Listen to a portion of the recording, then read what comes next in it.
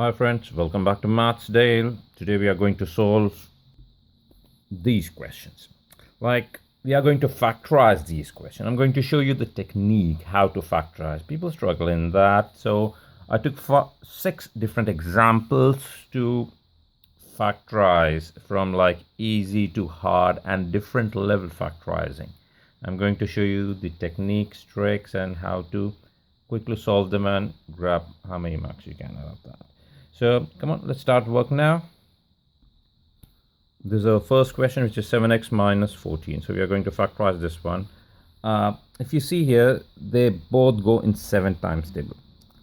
Well, the first easy trick is just divide both by 7. They both go in 7 times table. So you just write down 7 outside, read 7 table till you get 7, which is 1. So it's x minus 2. This is one of the simple easy method. If people who get confused, we can do one more method to solve it, which is write 7x minus 14 right in the LCM format. If you see my LCM and HCF video, you know what I was talking about. See what table they both go in. Again, they go in 7 times table, so write here, divide by 7, write 1x minus, read 7 table till you get 14, which is 2. So whatever is here we write outside, and whatever this here we write inside. That's it. Easy. Anyone you can pick it. Easy method. Let's move on to the second one now. Right. The second one is 16x squared y minus 24xy cubed. Right. I'll solve this with the first method, and the next question I'll solve with the second grid method, so you guys can understand both. Now, first thing, I'll see what table they both go in numbers. They both go in, the max is 8 timetable. So I'll write 8 outside. I'll read 8 timetable till you get 16, which is 2. 8 timetable will get 24, which is 3. Just write it, 3. Now, second, I'll see x. X is common in both. I'll take the smallest one, which is x to the power of 1. X to the power of 2 is the big one. So x to the power of 1, I'll take it outside. So this is gone. Out of 2, if I take out 1, remaining is just 1. Come back and see y. This is the smallest y, and this is a big one. So I'll write down the smallest y here, which is out, and out of 3, if I take out 1, remaining is 2. Well, let's put the brackets now. So what we end up having, 2x minus 3y squared. That's it, done. So first I started with the numbers. I see what table they both go in. 8, 2 and 3, I wrote a here. Then smallest x I took it out, then smallest y I took it out. That's it, factorized. Hope you guys got it. Let's move on to the third one now. Right, the next one is 15a squared b minus 5ab squared plus 35b cubed. So I'll use the grid method for that now. I'll write all of them in the grid using a different method. 5ab squared plus 35b cubed in the grid form. First we'll see the numbers 5, 15, 5 and 35. They all go in the 5 times table, so we'll start with 5. Remaining is 5 times 3, 15. Copy them down. 5 ones 5, a b squared plus 5 7 35 b cubed. Right, numbers are gone now. We'll look for the a now. The smallest a. Is a common in all 3? No, it's not. There's no a. Ignore it. Now let's look for b now. B common in all 3? Yes. The smallest b is this b. So we just write down that b. Then we divide. So they are same. Remaining here, the b is gone. Now remain a, there are 2b, remaining is 1b plus 7 and b squared. That's completely factorized. So what we have here, they go outside, which is 5b bracket, that goes inside, 3a square minus ab plus 7b squared. This is factorized, completely factorized.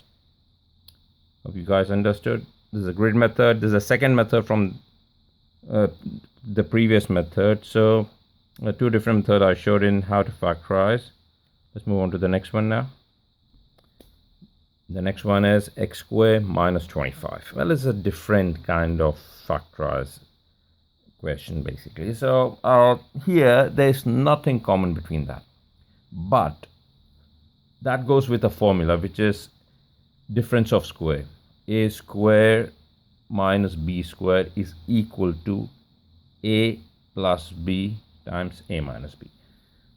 So we see they both are square numbers. So this is a square. Easy trick. What you have to do, if you see they both are square numbers separated by a minus sign, it's called difference of a square. Write on the first x first here. Write the square root of 25, which is 5 and 5. Here you put minus, here you put plus. That's it, done. The formula, difference of square. The bracket x minus 5 and x plus 5. Done. Let's move on to the next one now. Right, the next one is 36x squared minus 49y squared. Exactly based on the same formula, which is right on the formula here, a square minus b square, which is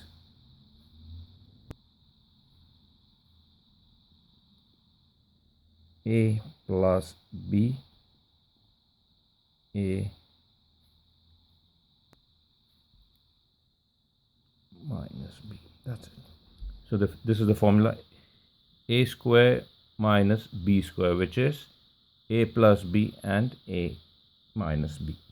So let's work this now, which is see, they both are square numbers. This is 36 is a square number, x square is a square, 49 is a square number, y square is a square, and they are separated by minus sign. So it's a difference of square. So we write down double bracket. Square root of 36 is 6. Square root of x squared is x. Square root of 49 is 7. Square root of y squared is y. 7y. That's it. Put minus here. Put plus. Easy. Hope you guys got it. It's called difference of square. The formula is a square minus b square equals bracket a plus b and a minus b. Right, the last question is x squared minus 9x plus 20. Again, it's a completely different kind of factorizing. This is a quadratic factorize. So if you see my previous videos, I solved a couple of quadratic equations with a coefficient in front of x squared. It's something related to that. It's exactly kind of a similar one, factorized one, but I added in this video as well because just to show different kind of factorizing ones. Right, okay, let's work now. So we take the 20, we get the factors for 20. 1, 20, 2, 10, 4 and 5. That's it, the last ones. It's easier to write down the factors before and to work, avoid confusion and waste of time. Some people try calculating mine. It's good to calculate, but the thing is, if you write them down, you won't waste time. It's quicker. Okay, now come back and see which two numbers make this number. Add or subtract 9 or minus 9. 20 and 1? Nah, they don't make. 10 and 2? No. 4 and 5? Yes. They make that middle one. That's it. So drop down, put in the double bracket, write x both sides, bigger number, write it here. That's not the rule, but it's good to follow that way. And now whatever sign of the middle number, middle with the x coefficient, if it's minus, you bring it down to the bigger number. Hope you guys got it till here. Put the bracket, get factorized, pick the number to make the middle one, put double bracket, write xx, bigger number here, smaller number here, whatever sign with the middle coefficient, bring it down to the bigger number. This is the last and the final, and the important bit is, if you're adding them, they should have the same sign.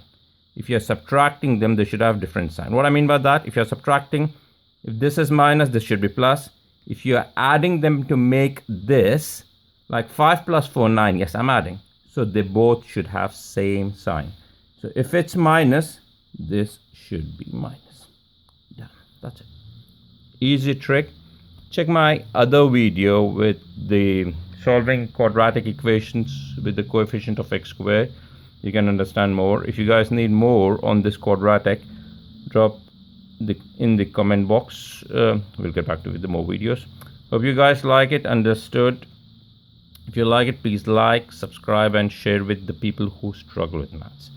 I'll see you guys in the next video. Till then,